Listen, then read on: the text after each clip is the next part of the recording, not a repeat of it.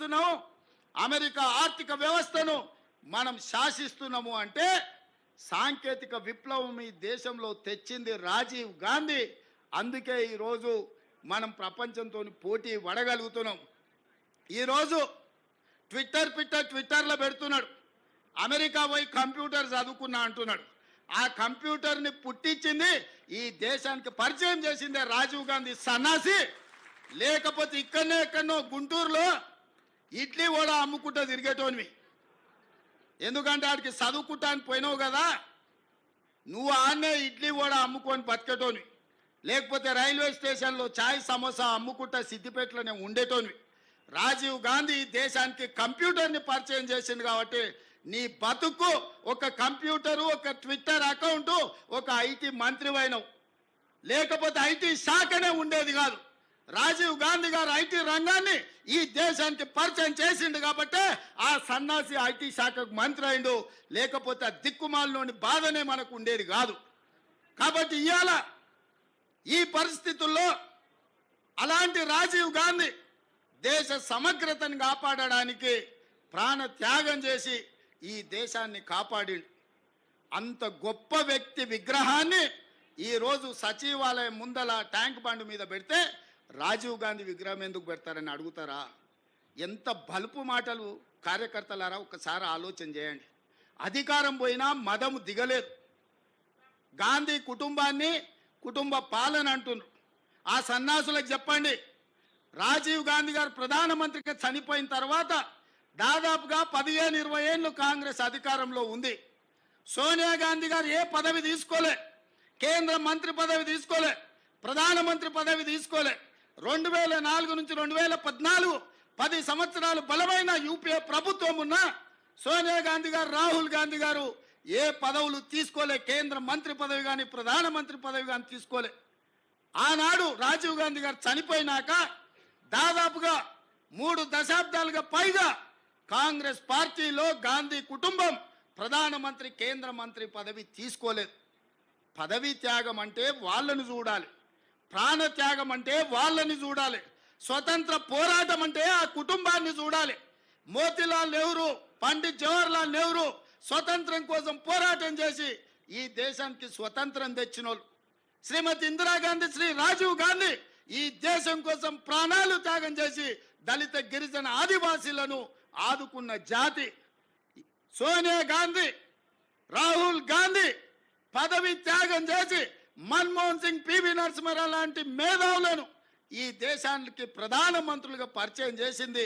తెలంగాణ బిడ్డను ఈ దేశానికి ప్రధానమంత్రిని చేసింది శ్రీమతి సోనియా గాంధీ కాదా? ఇవాళ మనం గొప్పగా చెప్పుకుంటున్నాం, మన తెలంగాణ బిడ్డ, మన వంగర బిడ్డ ఈ దేశానికి ప్రధానమంత్రి అయిన. ఎట్లయినా శ్రీమతి సోనియా గాంధీ గారు ఆనాడు పివి నరసింహారావు గారిని ఈ దేశానికి ప్రధానమంత్రిగా చేయలేదా? మన్మోహన్ సింగ్ను ఆర్థిక మంత్రిగా చేయలేదా? ఈ దేశానికి ప్రధానమంత్రిగా చేయలేదా? పదవీ త్యాగం అంటే సోనియా గాంధీ గారిది, రాహుల్ గాంధీ గారిది. మరి ఈ సన్నాసులదేందా? అయ్యి ఉండంగానే అయ్యో ముఖ్యమంత్రి, కొడుకు ఐటీ మంత్రి, అల్లుడు సాగునీటి పారుదల శాఖ మంత్రి, బిడ్డ ఎంపీ, సడ్డకుని కొడుకు రాజ్యసభ. దుర్మార్గులారా, రాష్ట్రాన్ని దోసుక తిని పదవులని పంచుకొని వందలాది ఎకరాల ఫామ్ హౌజులు కట్టుకొని మీరు గాంధీ కుటుంబం గురించి మాట్లాడతారా? గాడిదకి ఏం తెలుసు గంధం చెక్క వాసన అని పెద్దోళ్ళు ఎప్పుడో చెప్పారు. ఈ గాడిదలకు తెలుసా గాంధీ కుటుంబం గురించి అని నేను అడగదలుచుకున్నా. ఆనాడు చాకలైలమ్మ ఒక్క మాట చెప్పింది, గడీలలో గడ్డి మొలవాల్సిందే అని.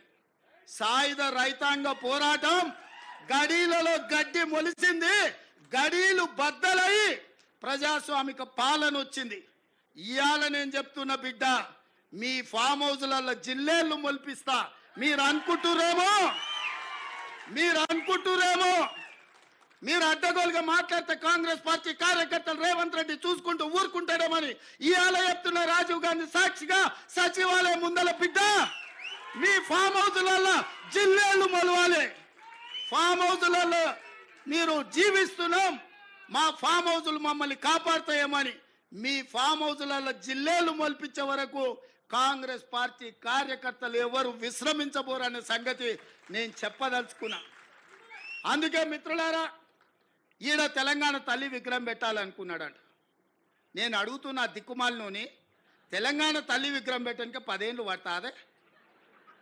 1000 ఎకరాలలో ఫామ్ హౌస్ కట్టుకున్నావు నువ్వు, 100 ఎకరాలలో వాడు జన్వాడల ఫామ్ హౌస్ కట్టుకున్నాడు, 10 ఎకరాలలో శత్రు దుర్భేదమైన ప్రగతి భవన్ పేరు మీద గడిని నిర్మించుకున్నావు, వాస్తు సక్కయలేదని నీ కొడుకు సంకనాకనికి పోతున్నాను సచివాలయం కట్టుకున్నావు, 1,00,000 కోట్లు దిగమింగిన కాళేశ్వరం కట్టినవు. ఇవాళ తెలంగాణ తల్లి పెట్టడానికి 10 ఏళ్ళు సరిపోలేదా? 10 సంవత్సరాలైనా తెలంగాణ తల్లిని పెట్టలేదు. నేను ఇక్కడ రాజీవ్ గాంధీ గారి విగ్రహం అనగానే అయ్యో అయ్యో అని గుండెలు బాదుకొని అక్కడ తెలంగాణ తల్లి విగ్రహం పెట్టాలనుకున్నాడు. 10 ఏళ్ళు ఏ గాడిద పండ్లు తోవినామని నేను అడుగుతున్నా. ఇక్కడ తెలంగాణ తల్లి విగ్రహం మేము పెట్టొద్దన్నమా? ఆ సన్నాసి సొంత విగ్రహం పెట్టుకుందామని ఇది రిజర్వ్ చేసి పెట్టుకున్నాడు. ఆ సన్నాసికి ఆ పక్కన బుద్ధుడు, ఈ పక్కన బుద్ధిలో నన్ను పెట్టుకోవాలని వాళ్ళ ఆలోచన.